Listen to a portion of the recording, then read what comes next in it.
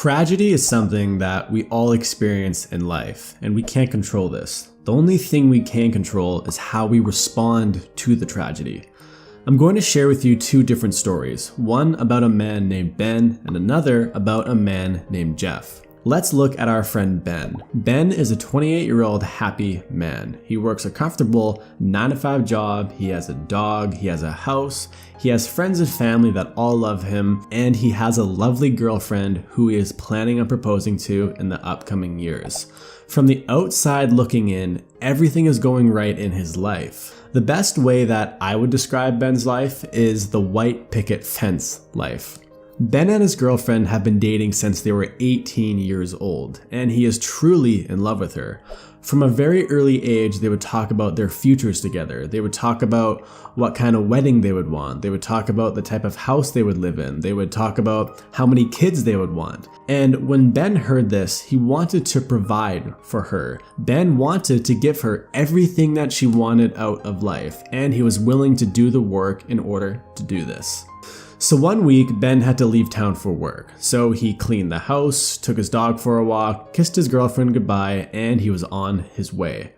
Halfway through his out-of-town work week, he learned that he could actually come home early if he wanted to. So Ben decided to do something nice for his girlfriend. He decided to surprise her with flowers and chocolate in an attempt to be more spontaneous, which is a quality that his girlfriend really likes, and it's something that his girlfriend would wish that he did more of.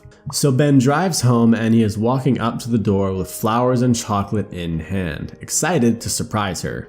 He opens the door and the first thing that he noticed were someone else's shoes were on the floor. He did not really think much of it. He figured that she had some friends over. She was, after all, a very social and friendly person, and because he was gone, she might have been bored. He walked around the downstairs of the house looking for them, but he didn't see anything. But he did see that there was an open bottle of wine sitting on the kitchen counter. He went upstairs to look more, but still, there was nothing. At this point, he was getting a little confused. Was she even home? There was only one room that he had not checked, and that was the bedroom. So Ben goes up to the door and he opens it, still having flowers in hand. And what he saw would haunt him for the rest of his life. He saw the girl that he had been dating for 10 years, the girl who he had said that he was going to marry, the girl that he had planned his future with. He saw this girl in bed with another man.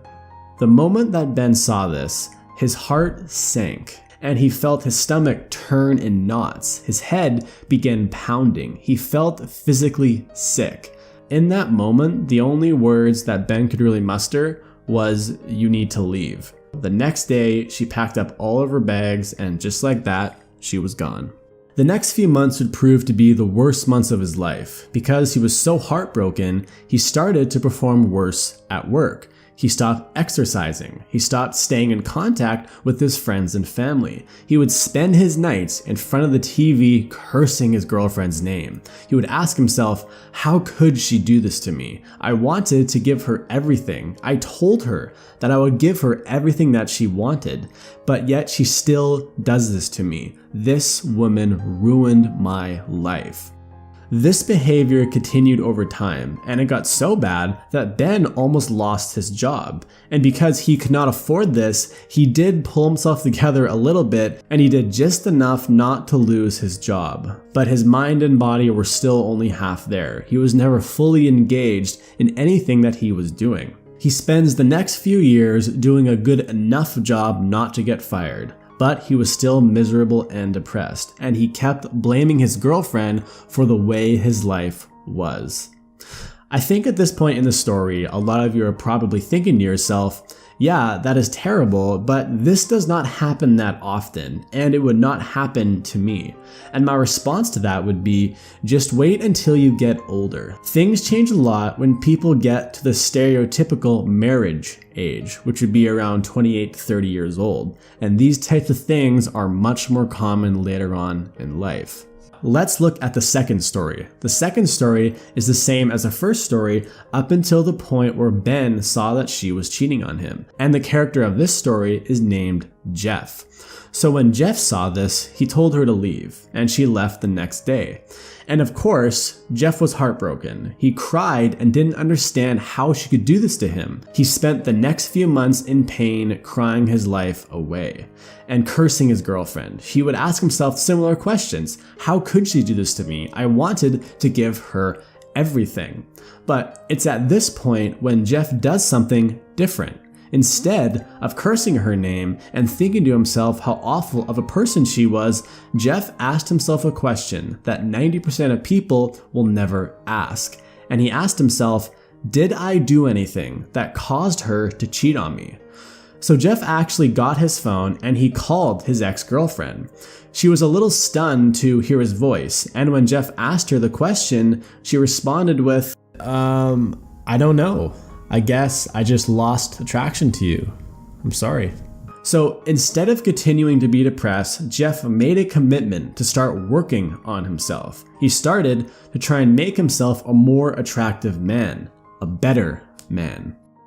Jeff started off very small. He simply started going to the gym again on a regular basis, and he did that for a few months. Then he started to clean up his diet a bit, and he did that for a few months. Jeff also started to regain focus on his job, and he started to perform better. When he felt okay about his job and his physical health, he even started to look up ways to start making more money on the side, because Jeff had always dreamed about starting his own business. When Jeff was with his girlfriend, they would cuddle up with each other and watch Netflix in the evenings, and that's just what they did every single night. But now that she was gone, Jeff had way more time to work on himself and his own business. As a result of this extra work though, he started to have some sleeping issues. So he started to look up ways to sleep better. He started to meditate before bed to calm his mind. He liked the way meditating made him feel, so he started to meditate in the mornings. And because of this, he became a less stressed person. Months went by of Jeff putting in a little bit of work every single day, and eventually he saw some results. But he still wasn't happy with how fast it was growing, and he wanted to find ways to grow even faster. On the weekends, he started to network and meet other successful people. He started to pick up new hobbies like golfing and boxing. Jeff even met an older man that he shared his story with, and this man could really relate to his story. So much so that this man became Jeff's mentor, and he helped him grow his small business to the point where he started to make more money from that than from his normal job. So as a result of this, Jeff actually quit his 9-to-5 job. And with his newfound freedom, Jeff did something that he had always dreamed of doing since he was a kid, which was moving to Italy to study Italian. Jeff had originally given up on his dream of doing this because he was in a committed relationship and he had a 9-to-5 job, he was very comfortable, and it just didn't make sense. But because his girlfriend was gone, because of his new online business, he decided to pack his bags and move to Italy for 6 months.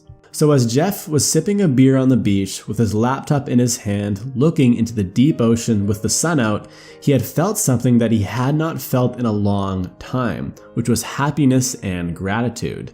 He thought back to the last time he had felt like this, and it was when he was with his girlfriend, and then suddenly he had a flashback to her cheating on him. He thought to himself, although seeing my girlfriend cheat on me like that cut me very deep, and in a lot of ways it broke my heart. And in some ways, I am still not over it. But in a way, it may have been the best thing that could have ever happened to me. If that didn't happen to me, I would have never started working out on a regular basis. I would have never improved my diet. I would have never had time to start my own online business. I would have never had the ability to come to Italy and fulfill my dream. I would have continued to work at my job and spend my evenings watching Netflix with my girlfriend in my comfortable state. From that point on, Jeff continued to live his life of trying to be better every single day, and he never stopped working on himself. The lesson of these two stories are simple, but it's crucial to understand. Not only will this concept change your life, but if you don't understand it, it has the potential to ruin your life. And the concept is actually very simple. When tragedy happens in your life, from relationships, loved ones passing, to getting fired, it's up to you how you want to respond. If you respond like Ben, it can be one of the worst things that could have ever happened to you. But if you respond like Jeff, it could be one of the best things that could ever happen to you. I'm not saying you shouldn't cry. I'm not saying it's bad to let yourself experience the emotions and to take time off, but it's important to understand that you can't spend the rest of your life in that state. You will eventually have to accept your reality and move on with your life. If you enjoyed this video, please be sure to leave the video a like and of course, subscribe to the channel. Thanks for watching and I'll see you in the next one.